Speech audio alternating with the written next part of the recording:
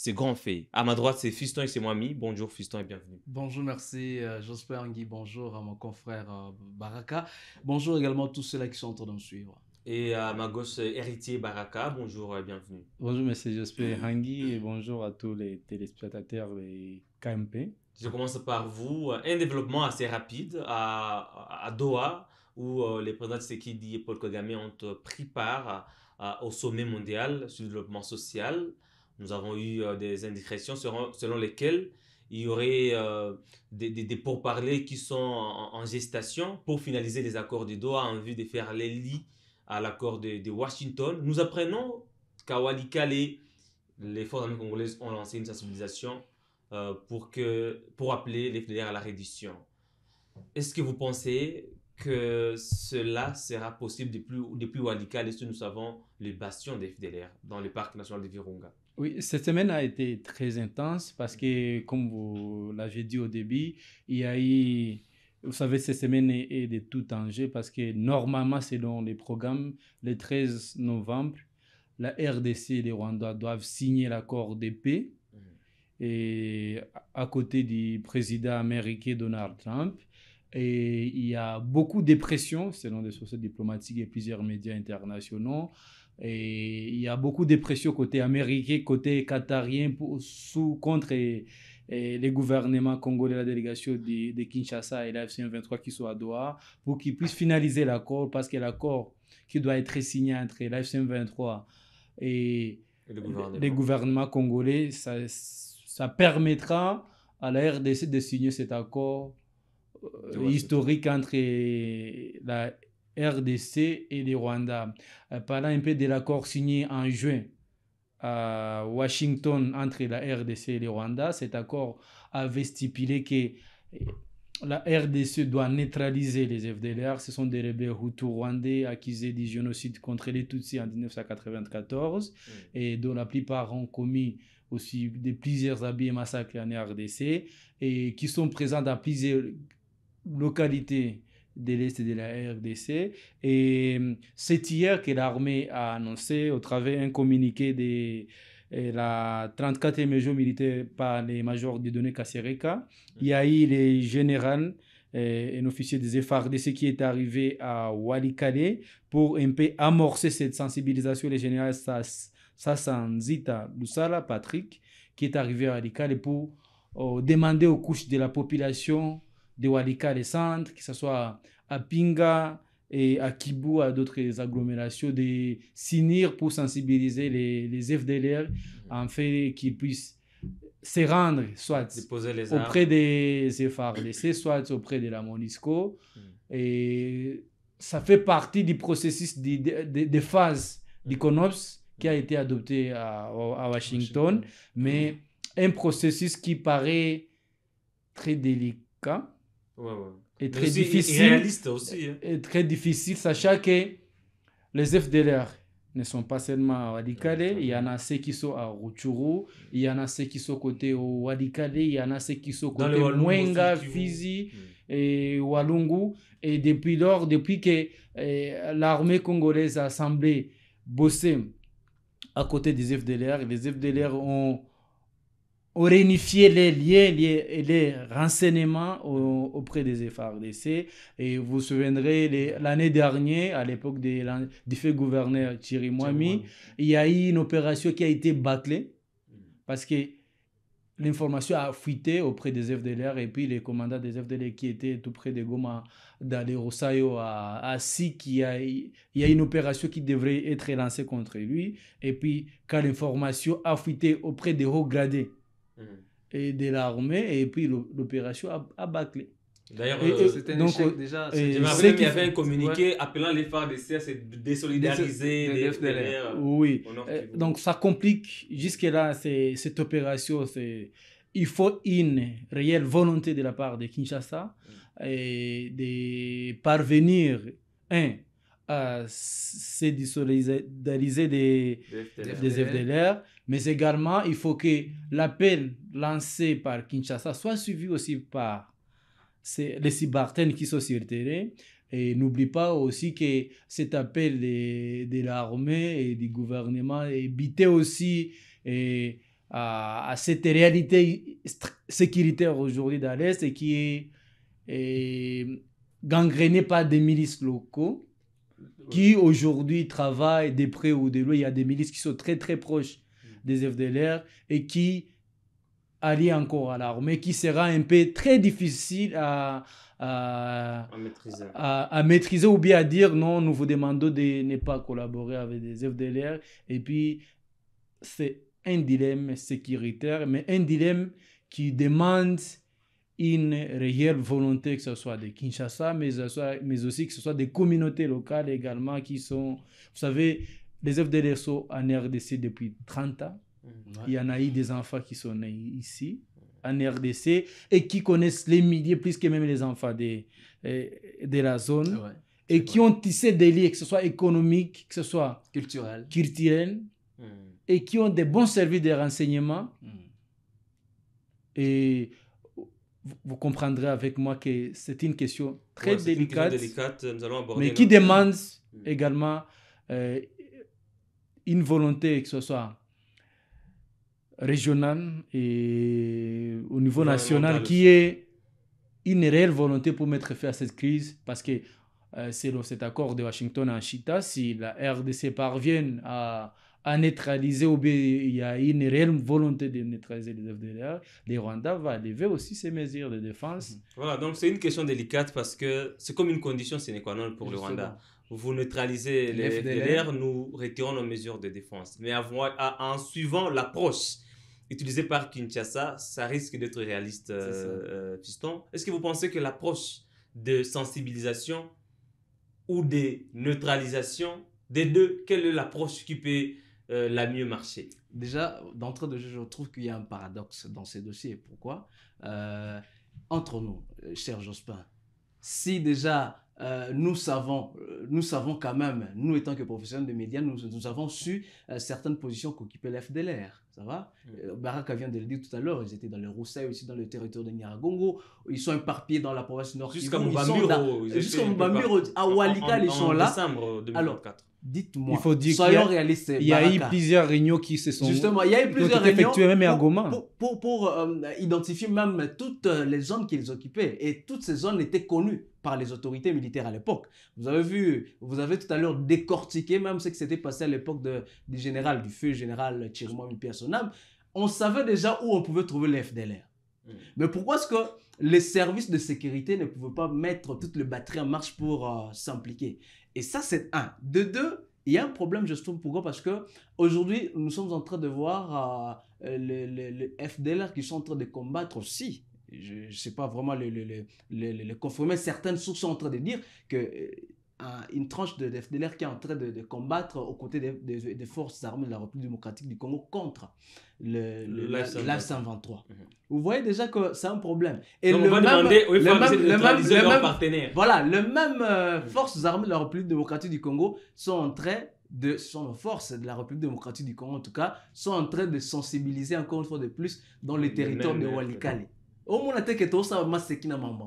C'est ce que Baraka venait de dire. C'est mieux qu'il y ait cette volonté. Mais volonté, mais seulement, ils ont un gémeaux policiers où on a copain qui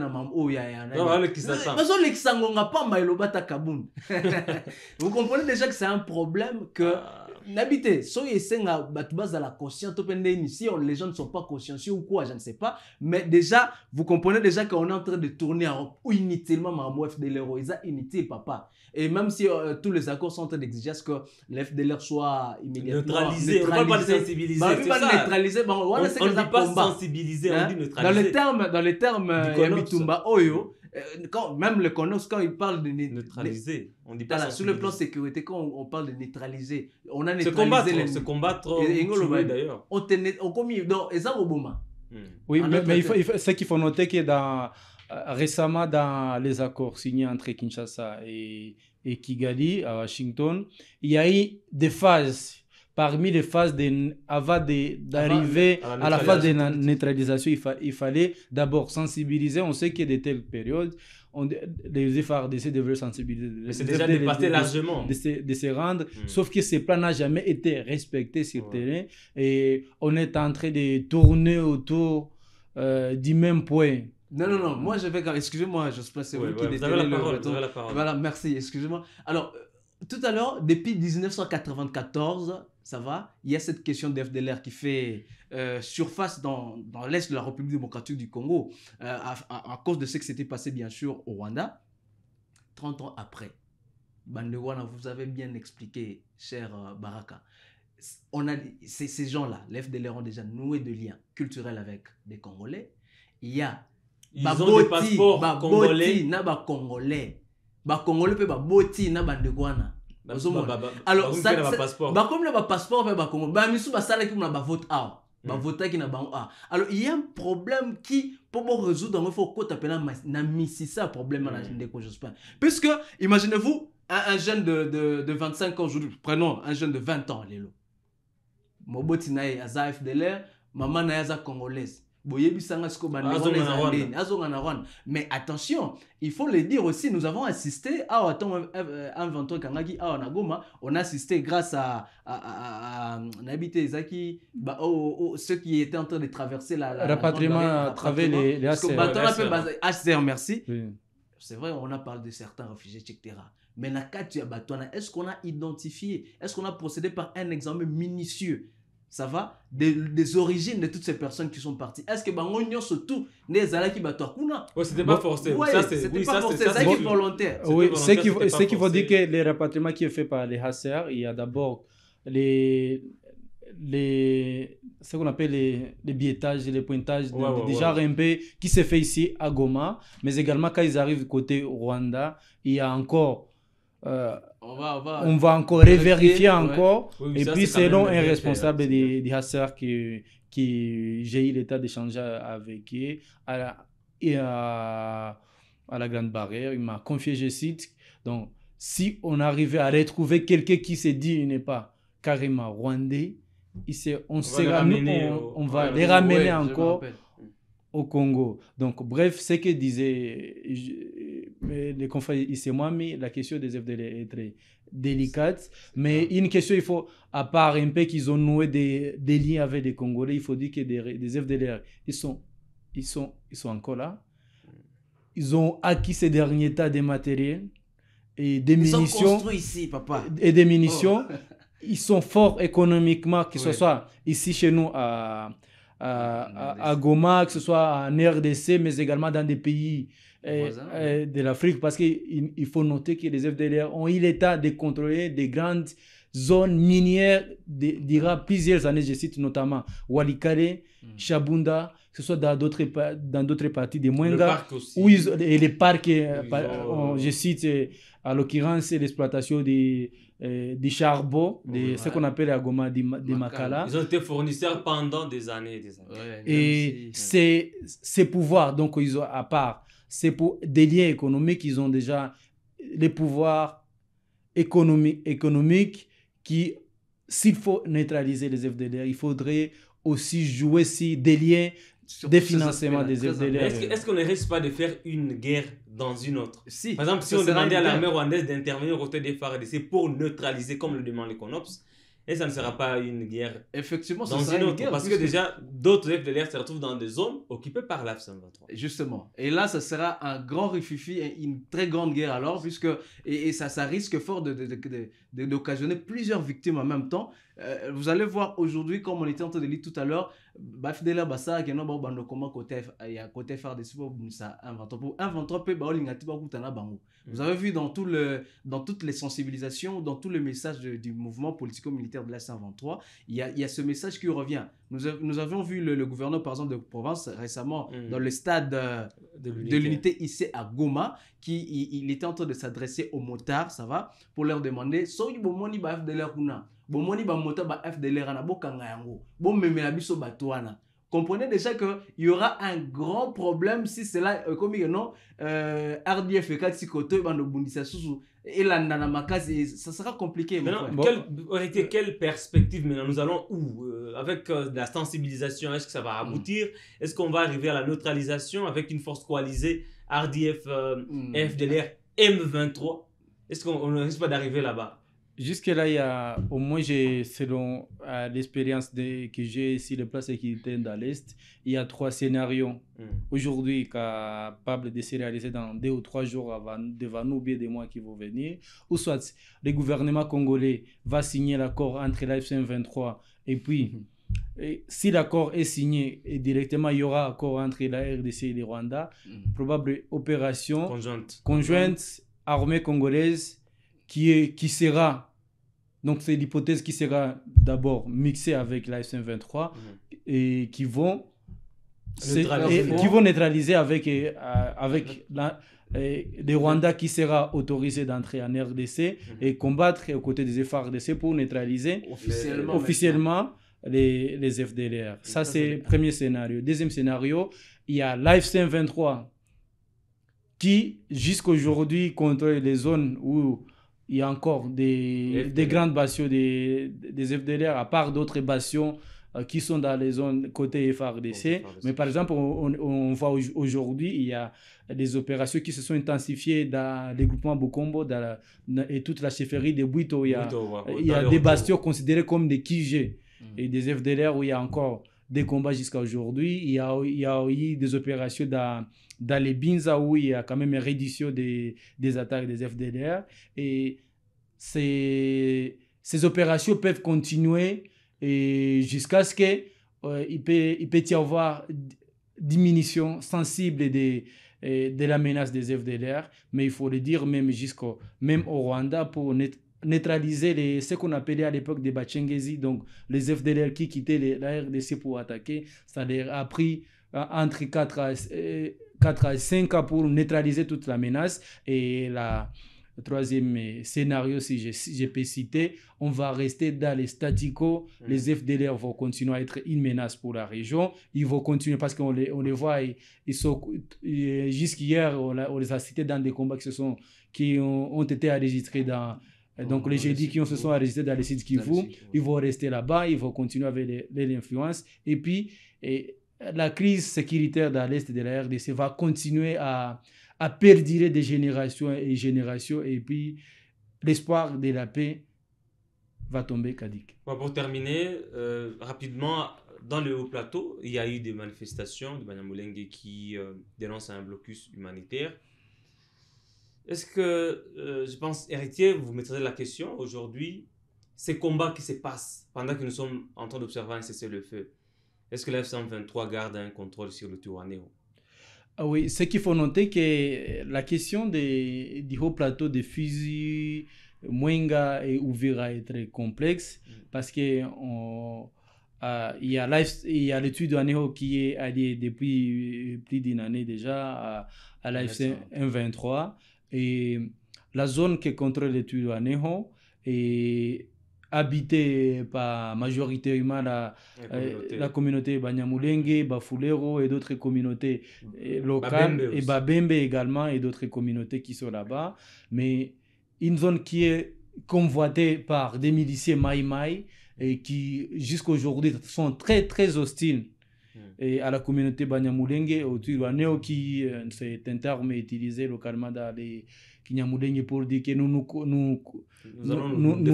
prenons en charge et nous défendons. Et puis tu vois, c'est dans cette optique que ces combats perdurent, mais l'enjeu est devenu si grand parce que il y a l'implication du Burundi qui est là, il y a aussi l'implication de l'armée congolaise, mais également la question devient plus complexe parce qu'il y a aussi, dans les mêmes hauts plateaux, il y a des groupes, pas un ou deux, il y a des groupes burundais, comme Red Tabara, il y a d'autres groupes qui sont dans les hauts plateaux et aussi qui constituent également une menace pour les Burundi. Et revenant à la question, la reprise des combats dans la zone en plein cessez-le-feu, il faut dire que les cessez-le-feu, que ce soit même dans les zones que contrôle l'armée congolaise et les Wazalendo de l'FC-23 au Nord Kivu et Sud Kivu, n'a jamais été respecté à la lettre. Et c'est un cessez-le-feu respecté partiellement, parce qu'il y a eu des combats, il y a eu des avancées des deux côtés, il y a eu des pertes de vies humaines, comme hier on l'a dit à Sirkivu Morning Post, il y a eu au moins 7 civils tués dans des attaques attribuées aux miliciens Wazalendo dans les Rutshuru et dans les Massissi. Donc, on est dans les talk and fights. Ouais. Merci beaucoup. Nous terminons par vous. Jean-Marc Kabound qui dit que c'est Diazole qui s'attend. Il veut qu'on arrive jusqu'en 2028 pour qu'il puisse glisser et accuser et pointer du doigt la guerre. Par conséquent, il organise des manifestations pour demander un dialogue national inclusif avec l'opposition militaire et armée. Est-ce que ce qu'il a dit aujourd'hui rencontre la réalité sur le terrain? Bon, le problème, c'est qu'il y a une contradiction dans tout ce qui se passe au pays, même s'il peut y avoir de gauche à droite des propositions qui peuvent vouloir chercher ou trouver une solution finalement à cette crise politique et sécuritaire sur toute l'étendue de la République démocratique du Congo. En tout cas, vous allez voir déjà par exemple le président Félix Tshisekedi lui-même avait dit il n'est pas question de dialoguer avec l'opposition militaire à une certaine époque, en tout cas il le disait, dans le cadre de ce dialogue national inclusif, mais également même si Kinshasa est sur la même table avec la 123 à Doha, donc vous allez voir déjà il y a toujours de petites tâches de contradiction qui ne poussent pas bien sûr à ce qui ne donnent pas la chance finalement à pacifier, à chercher des solutions à tous les problèmes que connaissent la République démocratique du Congo.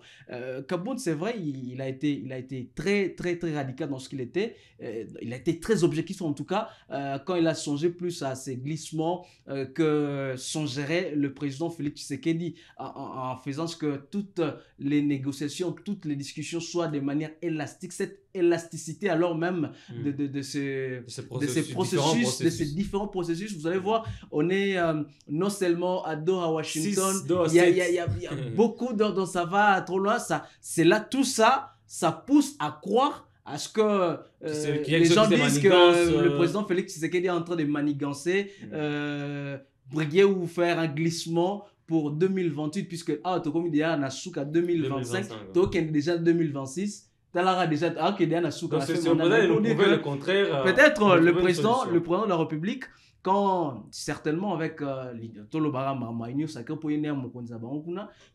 va